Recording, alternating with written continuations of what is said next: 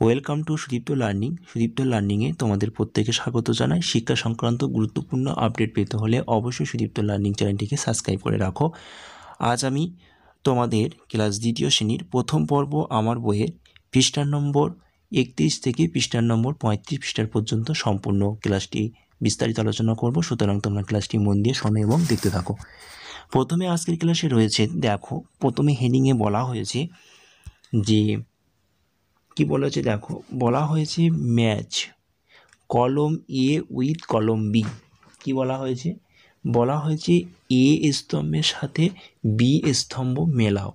Match কলম A with কলম B, অর্থাৎ ম্যাচ করতে বলা হয়েছে, অর্থাৎ মেলাতে বলা হয়েছে। এবং কলম কথা শব্দের অর্থ হচ্ছে স্তম্ভ বা স্তম্ভ বলা হয়। তাহলে এ স্তম্ভের সাথে বি স্তম্ভ মেলাতে বলেছে। প্রথমে দেখো, প্রথমে রয়েছে SKY স্কাই। স্কাই শব্দের অর্থ হচ্ছে আকাশ। দুয়ে রয়েছে দেখো MILK মিল্ক। মিল্ক শব্দের অর্থ হচ্ছে দুধ। LEAP lip. লিপ মানে হচ্ছে গাছের পাতা। CRW ক্রো। ক্রো মানে হচ্ছে কাক। আর YOLK ইয়ক। ইয়ক শব্দের অর্থ হচ্ছে ডিমের কুসুম।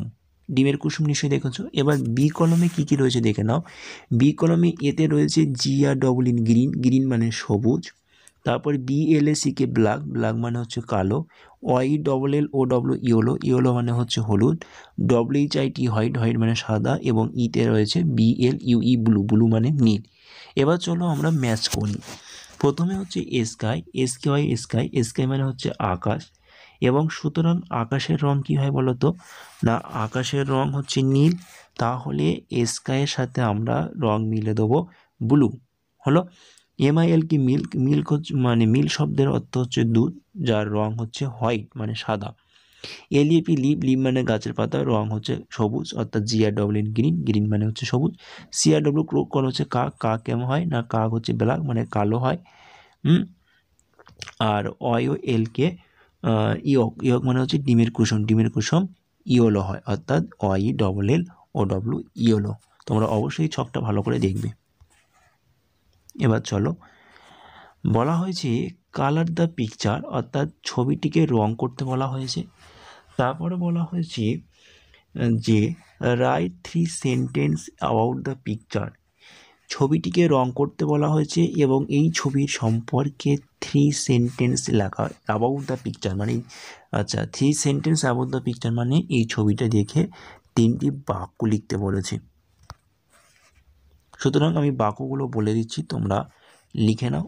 আমি লিখেও দিচ্ছি, তোমরা দেখে নাও। প্রথমে দেখো যে একটি রাস্তা দেখতে পাচ্ছি। নিশ্চয়ই একটি বড় রাস্তা দেখতে পাচ্ছি। এই রাস্তা চলে গেল। তাহলে এখানে লিখব যে দিস ইজ এ রোড। এটি একটি রাস্তা। আমরা এটি রাস্তা দেখতে পাচ্ছি, তাই লিখব দিস ইজ এ রোড। এটি একটি রাস্তা। একটি বাক্য হয়ে গেল। 2 নম্বর কি দেখতে পাচ্ছি বলো তো? দেখো তো রাস্তার ধারে দুটো বড় বড় গাছ। তাই লিখব দেয়ার আর 2 ট্রিজ, বা এরকম লিখতে পারো দেয়ার আর 2 বিগ ট্রিজ, মানে বড় বড় গাছ রয়েছে, তাহলে বিগ জুড়ে দাও। তাহলে দেয়ার are 2 big trees beside the road. আমরা রাস্তার পাশে দেখো দুটো বড় বড় গাছ দেখতে পাচ্ছি, তাহলে লিখব যে there are 2 big trees beside the road. আর কি দেখতে পাচ্ছি বলো তো? আর দেখতে পাচ্ছি দূরে আরও কিছু গাছ আছে, তাহলে লিখব there are some more trees in the distance.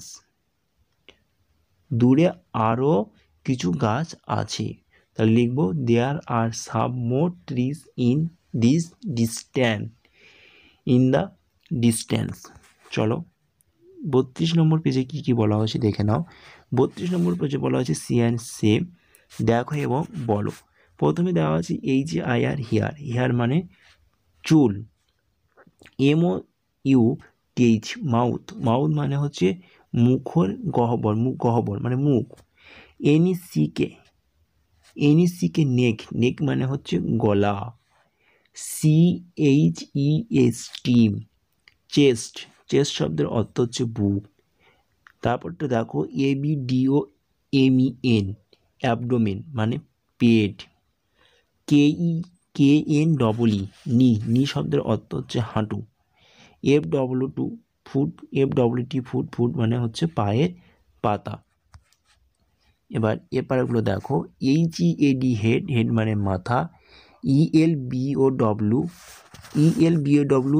Elbow মানে হচ্ছে কনুই। LEG লেগ মানে হচ্ছে পা। NAKLE অ্যাঙ্কল শব্দের অর্থ হচ্ছে গোড়ালি। আর টো হচ্ছে পায়ের আঙুল। তারপর বলা হচ্ছে see the word in the help box. বলা হচ্ছে সহায়ক বাক্স থেকে বা সাহায্যকারী বাক্সের মধ্যে শব্দগুলি দেখো, তারপর fill in the gap correctly মানে হচ্ছে সঠিকভাবে শূন্যস্থান পূরণ করতে বলা হয়েছে। প্রথমে একের দাগে বলা হয়েছে আই ড্যাশ মাই হ্যান্ড। হাত দিয়ে আমরা কি করি বলো তো? হাততালি দিই। তাহলে হবে আই ক্লাব মাই হ্যান্ড। আমি হাততালি দিই। দুয়ে বলা হয়েছে আই ড্যাশ মাই হেড। আমি আমার মাথা নাড়াই। তাহলে লিখব আই নোট নোট মানে হচ্ছে নাড়ানো। তাহলে আই নোট মাই হ্যান্ড। আমি আমার মাথা নাড়াই। তিনে হবে I dash on my leg. আমি আমার পা দিয়ে কী করি? দৌড়াই। তাহলে রান হবে, দৌড়াই। তাহলে লিখব I run on my leg. আমি আমার পা দিয়ে দৌড়াই। তারপরটা লিখব I stand on my feet. আমি আমার পায়ের পাতার উপর দাঁড়াই। STAND স্ট্যান্ড মানে দাঁড়ানো। তাহলে আমি আমার পায়ের পাতার উপরে দাঁড়াই। তোমাদের আজকের ক্লাসটি অবশ্যই ভালো লাগলে তোমরা অবশ্যই চ্যানেলটিকে সাবস্ক্রাইব করো এবং ক্লাসটি তোমরা বন্ধুদের কাছে বেশি বেশি করে শেয়ার করো, লাইক কমেন্ট করো। আজ ক্লাসটি এই পর্যন্ত ছিল। টাটা, বাই বাই, ভালো থেকো।